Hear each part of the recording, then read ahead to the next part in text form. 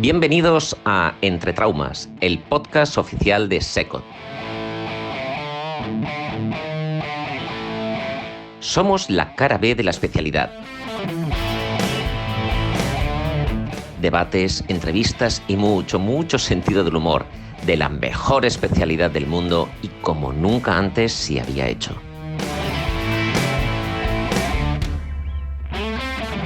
Bienvenidos a la locura radiofónica de SECOT. Empieza Entre Traumas. Bisturí, gasas y... megaprótesis. Una prótesis de rodilla tradicional, entre comillas, es una opción estándar que más o menos todos manejamos. Sin embargo, cuando estamos hablando de megaprótesis, hablamos de una cosa totalmente diferente que se utiliza en circunstancias completamente diferentes. Debido a lo específico y a lo especial de estos casos, tenemos un mega equipo de invitados que tenemos la suerte de que nos van a dedicar un poquito de su tiempo. Empezamos con la presentación de ellos. El primero es el doctor Juan Luis Cebrián Parra. Bienvenido. Muchas gracias. El doctor José Pablo Puertas García Sandoval. Buenas tardes. Y el doctor Isidre García Alegría. Gracias. Muchísimas gracias por estar con nosotros. Igualmente, por la invitación. ¿Nos podéis decir así rápido dónde ejercéis vuestra actividad laboral para que la audiencia lo sepa un poquito? Pues nada, yo en el Clínico San Carlos de Madrid.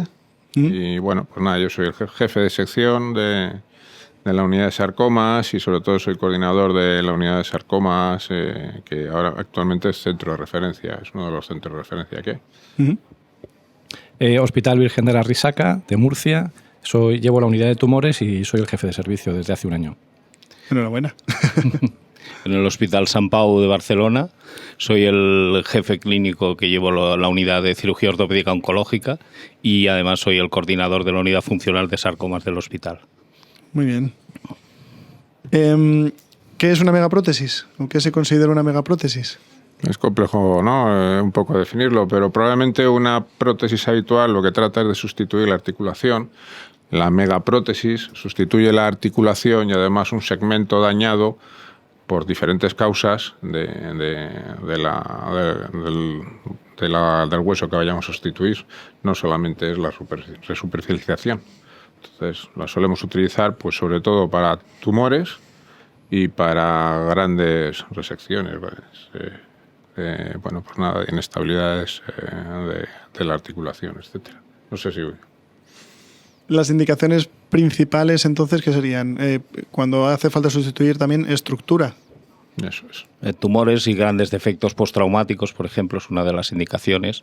Normalmente después de múltiples cirugías de osteosíntesis e incluso en algunas infecciones es posible sustituir por megaprótesis también. La palabra lo dice, mega grande, prótesis, sustitución de una articulación por un elemento. Una prótesis grande. Una prótesis muy grande. Y... claro, la prótesis ordinaria, pues llamas a la casa comercial, te la traen, diferentes tallas. ¿Esto es similar? ¿Es a medida? ¿Son modulares? Pablo. Actualmente son estandarizadas. También las podemos customizar, pero son estandarizadas. Pero cogiendo un poco lo que es este programa de humor, ¿no? La cirugía de la reconstrucción con una megaprótesis es el top del residente, ¿no? O sea, el residente llega, dice que hay mañana, ve allí en el quirófano 15 cajas, todas las radiografías puestas en todas las pantallas, ¿no? Entonces, es un top. Es una cirugía más laboriosa porque es reconstructiva y, como ellos han dicho, la utilizamos principalmente en patología tumoral, pero ahora la estamos utilizando en los 5 o 6 últimos años, sobre todo en cirugía reconstructiva no tumoral, que los cirujanos oncólogos teníamos más experiencia y estamos ayudando. Pero son estandarizadas, salvo la pelvis, que ya son más customizadas, estandarizadas. Sí, las definimos como modulares, aquellas que podemos ir cambiando la situación según el defecto que tengamos, a medida en las que estamos muy marcados por el defecto que vayamos a utilizar. En fin, la verdad es que la protesiología ha evolucionado en ese sentido mucho en los últimos años. Históricamente eran prótesis que se hacían custom, normalmente a medida, alemanas, y nosotros en el hospital teníamos mucha experiencia, bueno, mi jefe tenía mucha experiencia en prótesis compuestas, que eran un injerto, tú tenías un injerto y le ponías una prótesis. Estas eran las aloprótesis, que luego se han dejado un poco de lado porque los resultados eran peores, tenían más complicaciones, y ahora utilizamos pues sobre todo prótesis modulares que te permiten con los módulos pues montar un poco la distancia que necesites de fémur para sustituir. Y en la pelvis, la escápula, habitualmente pues son prótesis hechas a medida. ¿Se ayudan o complementan con realidad virtual, reconstrucción 3D, etcétera, etcétera, para ver el tipo de... Sí, llevamos... ¿Cómo se planifica un poquito este tipo de intervenciones? Bueno, clásicamente lo hemos hecho siempre con la planificación de los sistemas informáticos de cada hospital, pero ya llevamos unos años en que la planificación estamos utilizando la tecnología 3D para las guías y ya actualmente lo que son pues, los navegadores, que es donde estamos un poquito más metidos pues, todos los grupos. ¿Los navegadores como los tradicionales de rodilla, por ejemplo, o son de campo quirúrgico, por así decirlo? Similares a los de... A los de la prótesis tradicional, de una prótesis de rodilla, pero bueno, la diferencia es... ¿cómo es? Es difícil explicarlo. En los de rodillas lo que buscas es una alineación. Aquí lo que buscas es, el navegador lo que hace es ayudarte a hacer una resección del tumor completa. Amigo. O sea, a guiarte en lo que es el propio campo quirúrgico, ¿no? Exacto, o sea, es la diferencia. Sí, nosotros cogemos, la verdad es que esto que estamos hablando es relativamente moderno. Estamos hablando de 5 años, lo que estamos empezando a utilizarlo, no más. Entonces, cogemos el PECTAC, cogemos la resonancia, hacemos fusión de las imágenes, sobre esas diseñamos por dónde pensamos que no va a estar el tumor. Eso ya lo llevamos al campo quirúrgico y por ahí hacemos estas grandes resecciones. Y a partir de ahí ya hemos hablado con una casa comercial que nos ha hecho un implante a medida de esa zona y lo volvemos a colocar. Son cirugías la verdad es que son muy espectaculares, en las que no solo participamos nosotros, sino los cirujanos vasculares, los plásticos, claro, los cirujanos generales, etcétera. Estamos hablando de la pelvis. ¿Y los radiólogos es fácil que colaboren con todo esto? El sistema previo de la navegación, yo hice el primer caso entre el 2013 y 2014 y tardé más de 1 hora en alinear el navegador, porque no disponíamos del TAC intraoperatorio. Ahora, al tener el TAC intraoperatorio, claro, esto ha mejorado mucho. Esto es cuestión de 20 minutos o 20 minutos en que haces el TAC y ya lo alineas. Claro, 1 hora más de cirugía, en cirugías que son de 5 o 6 horas, es importante de cara a las complicaciones. Entonces sí que es verdad que ha mejorado. Ahora sí que la navegación en la pelvis la volvemos un poco a utilizar, pero teniendo las guías de corte a medida que nos construyen las casas comerciales, pues es una ventaja también de cara a hacer la osteotomía en la cirugía en un sitio sano, teniendo margen sobre el tumor. ¿Problema que tenemos, por hablar? Sí, claro. Que lo has planificado todo fenomenal, hacer la osteotomía, le mandas al patólogo el borde y te dice, pues aquí hay tumor. Y resulta que tienes una prótesis a medida, que es, yo hago un poco la comparación, es como una chica que se va a casar, tiene el traje a medida, todo perfecto, y resulta que ha engordado 4 kilos y no le vale. Entonces es un poco... Bueno, o adelgazado. Bueno, si ha adelgazado... Mejor, porque aún se puede ayudar. Porque la prótesis le va a valer, pero si ha engordado, pues no. Está peor la cosa. No sé. Bueno.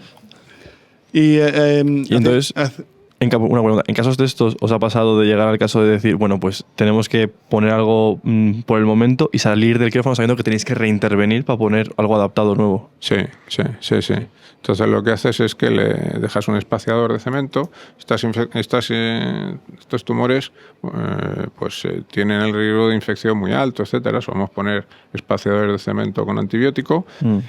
Y retomamos el caso para cuando podamos, ¿no, Pablo? Os habrá pasado a todos, ¿no? A todos nos ha pasado y lo que hay que hacer es lo que él ha dicho. Se hace una cirugía en 2 tiempos, que además incluso a veces es un beneficio para el paciente. Sí. Nos esperamos a bordes y así en la siguiente cirugía, si los bordes positivos, podemos ampliarlo y ya colocar una prótesis con la medida correcta. ¿Cuánto tiempo puede pasar entre una cirugía y otra en estos casos? 1 semana, como mucho. Vale. Claro, con el paciente ingresado y demás, porque entiendo que los abordajes precisamente pequeños no serán. O sea, vigilar al paciente, tenerlo hospitalizado, todo controlado. Pero ha cambiado mucho, ¿eh? Una cirugía primaria de una megaprótesis convencional, un fémur distal 15-20 centímetros, ya no se tiran 1 semana. En 5 días están en su casa. La anestesia es muy buena, los plesos, elastómeros. Es un trabajo multidisciplinar que yo creo que va muy establecido y Y luego son pacientes con ganas de caminar y curarse, ¿eh? El paciente más agradecido es el paciente tumoral, sin duda. Sí. A pesar del calvario, entre comillas, que... Sí, tienen que pasar los porque pobres. él quiere vivir y tiene un equipo a su alrededor, que somos nosotros, que vivimos con ilusión porque él viva. Y son pacientes jóvenes. Entonces la posibilidad de recuperación es mucho mayor. Claro. A veces te traen después en los seguimientos fotos a la consulta, pues haciendo rappel o haciendo cosas con la megaprótesis que yo les digo siempre, mira, no tengo pelo por vuestra culpa. O sea, que dejar de traerme estas fotos porque o no me las enseñéis, decirme que lo habéis hecho y hasta el último día, esta semana pasada, vino un paciente con una megaprótesis de estas de 15 centímetros que se había tirado en paracaídas. Y en moto. Y la moto, bueno, Otro etcétera, moto etcétera. también, ¿no? Son pacientes que han perdido un poco la adolescencia o la juventud entre tratamientos, etcétera, el tumor, y entonces, claro, quieren recuperar todo muy rápido. Y tú haces un poco comprensivo dentro de darle, oye, ¿lo puedo hacer? Tú mismo, claro, tú explicas los riesgos que puede tener, claro. Ya que el paciente, incluso que le ves que está andando con un bastón, está encantado. Porque Sí. es un señor que antes de que llegásemos nosotros pensaba que iba a perder la pierna o se iba a morir. Entonces, si al cabo de 4 años te viene con un bastoncito, viene encantado. Yo siempre se lo digo a los, cuando rotan con nosotros, residentes cuando acaban la rotación, le digo, ¿qué os ha parecido la consulta? Porque ¿no? Pensabais que iba a ser un desastre de consulta y no, es todo lo contrario, son consultas muy agradecidas. No sé si os pasa a vosotros. Totalmente. Ujú. Me alegro mucho.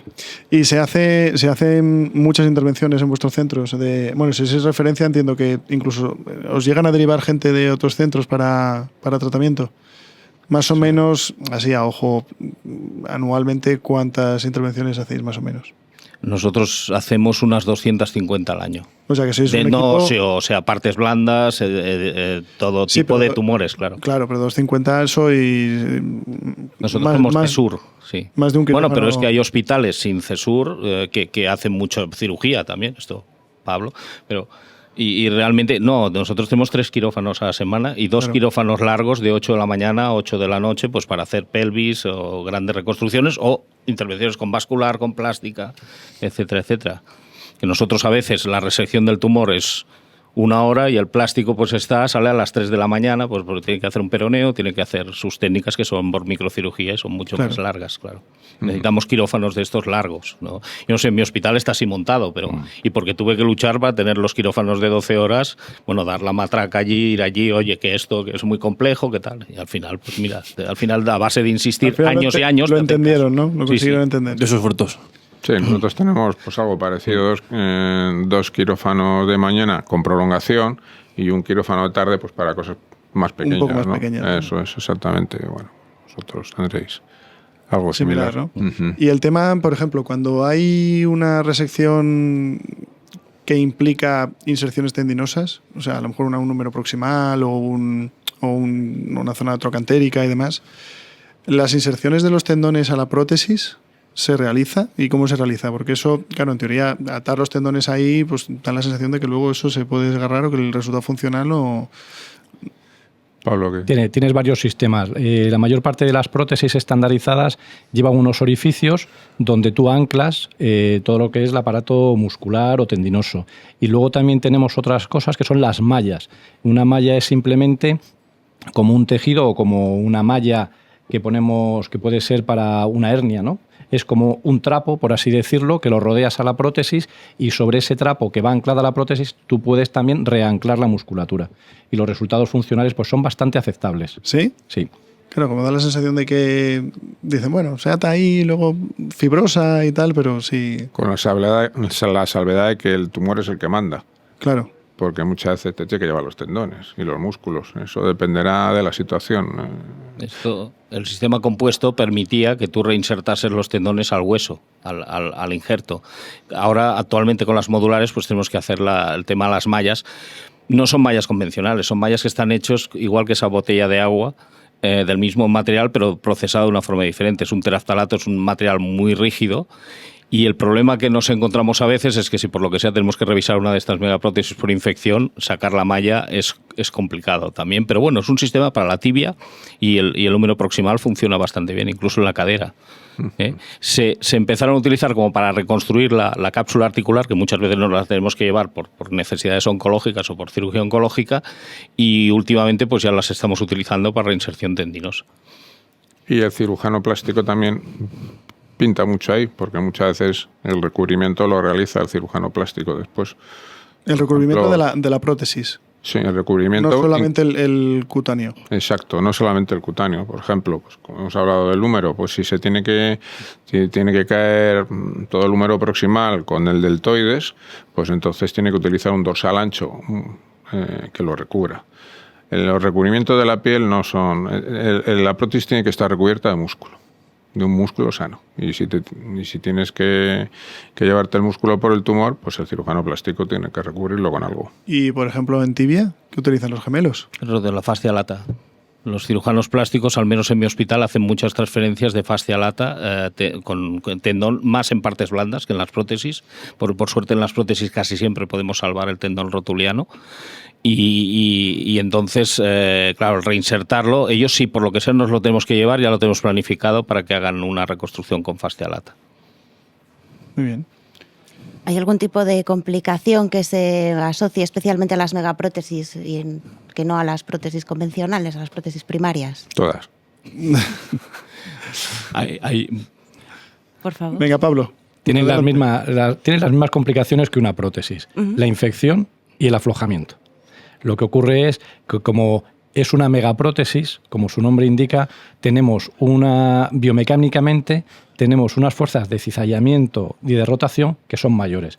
Entonces estamos más expuestos a los aflojamientos, por un lado. Por otro lado, paciente adolescente, joven, mucha movilidad, con lo cual estamos expuestos a fracturas y a mayor riesgo de aflojamiento.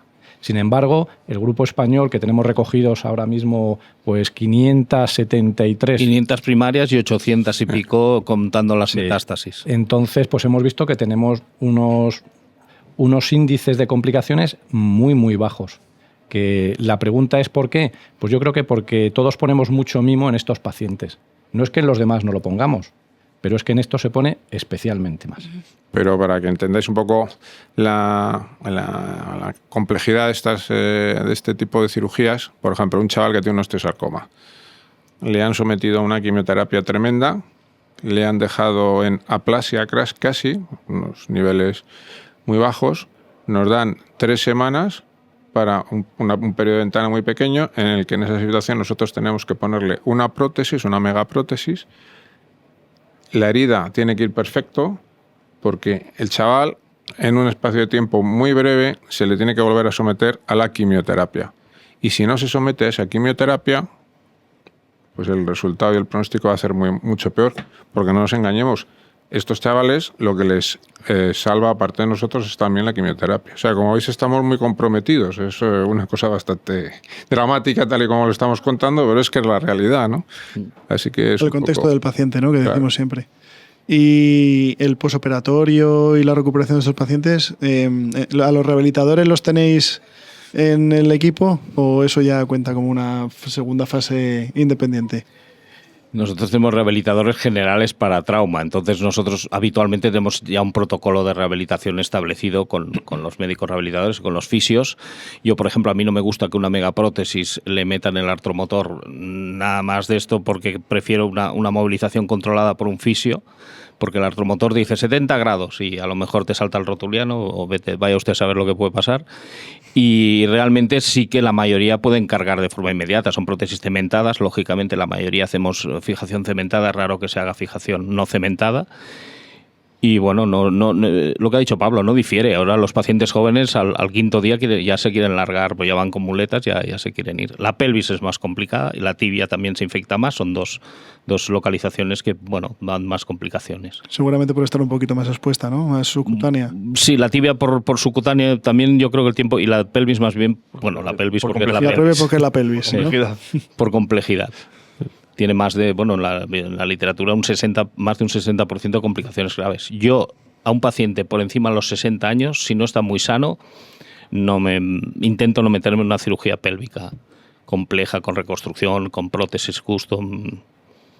O sea, sería resecar a lo mejor si se puede o buscar otros sistemas, ¿no? O una amputación. Es que no puedes jugarte un 60% de complicaciones graves, un 30% de infección.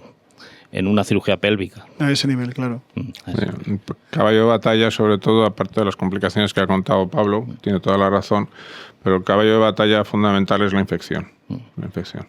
Claro, que encima con el contexto que has comentado de aplasia y demás, entiendo que el índice será mayor que en pacientes ordinarios. Utilizamos prótesis de plata, cosas así que dicen que, pero... Que el trabajo multidisciplinar en vuestro caso es, vamos, inherente a lo que hacéis. Sí. Pues aparte de lo del rappel, ¿era el rappel lo que has dicho antes? Bueno, tengo uno haciendo rappel con una prótesis de crecimiento, que esta es la primera prótesis de crecimiento que creo que se puso en el país, que no la puse yo, la puso mi jefe en el año 95. Claro, de crecimiento, de crecimiento mecánico, que tenías que abrirlo, llevaba como una carraca y tú le dabas vueltas a la carraca y crack, se iba abriendo como un de esto. Y esta tengo una foto haciendo rappel con la zapatilla de acortamiento de 4 centímetros y en la foto se ve la zapatilla. Tengo un vídeo de otra haciendo esquí que baja esquiando por una pista, se gira, me mira y se ríe. Y luego tengo el del paracaídas, que ya le dije, mira, no me enseñes el vídeo. Nosotros lo que decimos es que el chaval lo ha pasado fatal, ha conseguido salir de ahí, le ha hecho caso a todo el mundo y se vuelve malote en el sentido de que, bueno, pues el chaval quiere recuperar... Se apunta a todo. Claro, quiere recuperar todo lo que le ves ahí en el gimnasio, ahí con unas pesas tremendas, pero tío, no hagas eso. Te dicen, ¿me puedo tatuar? No te tatúes, no nos gusta nada el tema de los tatuajes porque es un riesgo mayor de infección a larga distancia. Pero te vienen a la siguiente consulta con el tatuaje, ¿no? Pero, pues, ¿qué vas a hacer? Es que... Tampoco lo puedes atar a la cama. No, yo tengo un paciente, por ejemplo, que su máxima queja, estoy muy descontento de la cirugía, me dice, digo, hombre, pues tienes un osteosarcoma de fémur, te lo hemos quitado, tienes una prótesis que mueve relativamente bien. No, porque me he comprado una moto de carretera y no me llega el pie a la estribera. O sea, le faltaban 10 grados. Claro, la percepción es diferente, yo entiendo, es el paciente joven, pero le dije, oye, ¿tú sabes lo que has tenido? La gestión de las expectativas, ¿no? Que decimos. Eso. Sí. ¿Y tú, Pablo? ¿Alguno así que te haya enseñado algún vídeo? Vídeos nos sobran a todos. Yo me pone malo cuando vienen con el casco en el codo. Ya sabes cómo han venido, ¿no? En moto. La moto en el sur, ya sabéis que la moto es esencial. Porque, por ejemplo, una fractura periprotésica en estos casos entiendo que será también especialmente compleja de resolver, ¿no? Totalmente, además, todos las hemos vivido. O bien porque se han caído en la bañera, según dicen, y sobre todo pues, nosotros de tráficos. Las que más recuerdo, nosotros, pues al final te acuerdas de todos los pacientes, lógicamente, de los que van mal un poco más. Y yo recuerdo ahora mismo, tengo en la cabeza pues 2 tráficos. Uno de ellos, pues un clavo doblado, en fin, te lo complican todo. Lo que pasa es que, bueno, pues le pones un poco de alegría al asunto y dices, bueno, al final estoy tratando un paciente, es una maravilla, 6 años postquirúrgico, no es recidivado, va a vivir, pues bueno, lo trataremos lo mejor posible. Lo mejor posible y como si fuera una fractura compleja. Si vive va a tener fracturas. Exacto. El problema es cuando tienen la fractura periprotésica y como me ha pasado a mí este año y los tienes que recambiar. Bueno, por el aflojamiento. Ahí tienes... Ahí ya saca la osteosíntesis o saca tornillos, pone un vástago más largo, más grueso, infección, no sé, bueno, es un poco, es complejo. Sí. Peliagudo. Bueno, peliagudo. Por suerte tienen a gente como vosotros para estar ahí. Pues nada, muchísimas gracias por vuestro tiempo. Lamentablemente nos quedamos ya sin tiempo para continuar, así que... Muchísimas gracias y recordad, somos Traumas, este es vuestro podcast y nos escuchamos en el siguiente capítulo.